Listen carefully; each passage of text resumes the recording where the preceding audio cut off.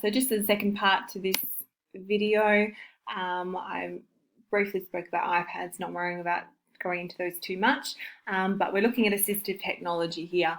So assistive technology is super important for students who have got learning difficulties or disabilities. For example, I had a student who had hearing and vision problems. She wore something called an FM, which attached to her hearing aid, and me as a teacher wore a little FM speaker box, I suppose, that I spoke into, or just spoke normally, I suppose, and it captured my voice and sent it straight to her hearing aid, so she was able to hear what was going on without feeling different or excluded. She also wore glasses and had larger text that we printed out for her, or if she had her iPad, she would zoom up, and we'd also record lessons for her to go back and revisit if she needed to, or if she felt like she missed something. So that's just an example of something that you could do for students with hearing and vision loss, but there's a whole range of things on that slide there that you can have a look at your own leisure.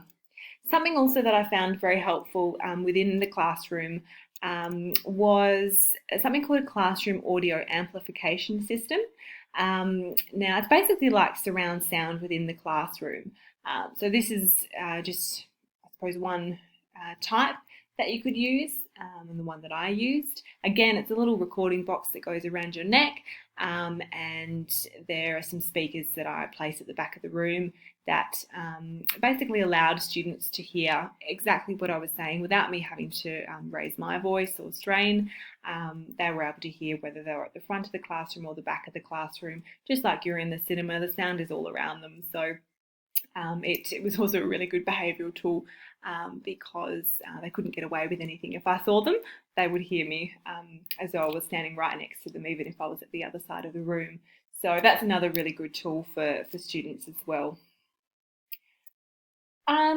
Technology can be a really great equaliser in the classroom for diverse learners, whereas teachers can find it difficult to differentiate instruction for 30-odd students in one class, all with different needs and abilities. A lot of the assistive technology, so by that I mean devices and software to assist students with disabilities, can often help teachers personalise lessons and skill enhancement to each child. Children with learning disabilities often have better technology skills than us teachers and are drawn to computers and other gadgets, so using them in the classroom makes perfect sense for them.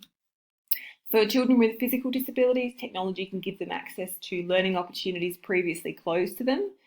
E-readers can help students turn book pages without applying their dexterity, and voice adaptive software can help students answer questions without needing to write.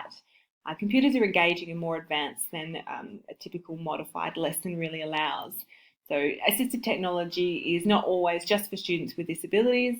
It can also be used to help any student with motivation, academic skills and social development. Just to give you an example in context, I've got a little brief case study, I suppose, for you with regards to students who have got autism. So first of all, autism, what is it? It's a brain-based developmental disability that allows that affects how children process certain types of information. So these students have difficulty with social interaction and communication. They also have trouble thinking, flexibility, and dealing with change, and often have an obsessive interest in certain topics or items. They may engage in repetitive behaviours and routines or movements, which is also referred to as stimming. You'll often see students who have got autism looking at the fluorescent lights or the fans in a classroom and sort of focusing on that, watching it kind of go around and making slight movements themselves. That's referred to as stimming. Many students who have got autism also have a sensory processing issue. Their brains and bodies over or under react to information that comes through the senses. For instance, they may be very sensitive to touch and even feel it as pain. So their clothes that they wear, the school uniform, some students aren't able to wear that because it does react so badly with how they feel. Emerging research and practices have shown that using technology-based support has been effective in targeting the main challenges for individuals with autism, in particular communication, socialisation and motivation, which I won't go too much more into. So the student that I'm thinking of in particular, he's high functioning autistic. He's got physical and verbal outbursts, and also ODD, which is oppositional defiance disorder. It's exactly as it sounds. It's basically if you ask them to do one thing, they're going to say no or do something else. And he also has difficulties in large group settings. In saying that, gorgeous kid, he's absolutely lovely, but he did have a lot of challenges, and we had a full-time aide for him, an education assistant who was fantastic in working with him to make sure that he had everything that he needed. For this particular student, we needed to create quite a specific plan, also known as an IEP, an Individual Education Plan, which was created with his education assistant. I was lucky enough to have an assistant who had come from year 1 with this student all the way through to year 6, so she knew him really well, which was super helpful. For him, we created a daily schedule. He had on his iPad, we used some picture communication symbol cues, so he knew exactly what was happening. So if we had phys ed, there'd be a picture of someone kicking a ball. If it was recess, there'd be pictures of food and so forth. So he knew exactly what was coming up without having to worry or stress about what was to come. We had to have a balance of screen time and non-screen time for this student because he did find screen time quite stimulating. So, and he got quite aggravated if he wasn't allowed to do what he wanted to do on the iPad or on the computer. So we had to try and have a balance of fun and education for him. Something that he really enjoyed as a student was a program called Toontastic, which I'll just jump out of here and we'll have a little bit of a look at it. So Toontastic. We can watch the quick little video, why not? It was a dark and stormy night when suddenly a terrifying monster... Cut! We need a monster! Yeah, how about... it's you! Cool! He needs a scary friend! Give it fangs! We're gonna get you! Roar! Ah! That's a wrap! Directed by you!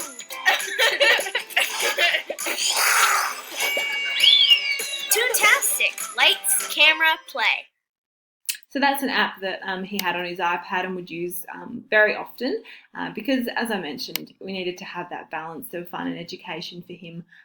So he might use that tool to create a narrative if we were doing narrative writing, or if we were doing letter writing, he might be able to use that in some way or form. But there was certainly lots of different uses for that one application. But there's a load of different apps that he was utilising. Another tool that we used as a classroom and for him in particular to communicate with his mum was something called Edmodo.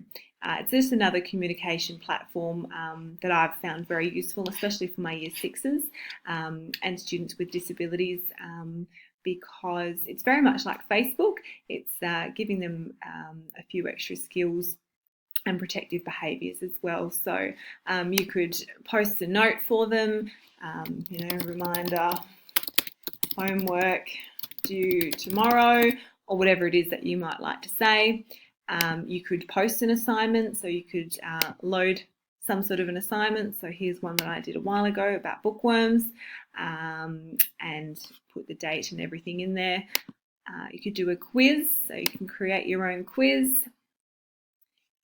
You could do a multiple choice, true, false, whatever it is that you would like to do.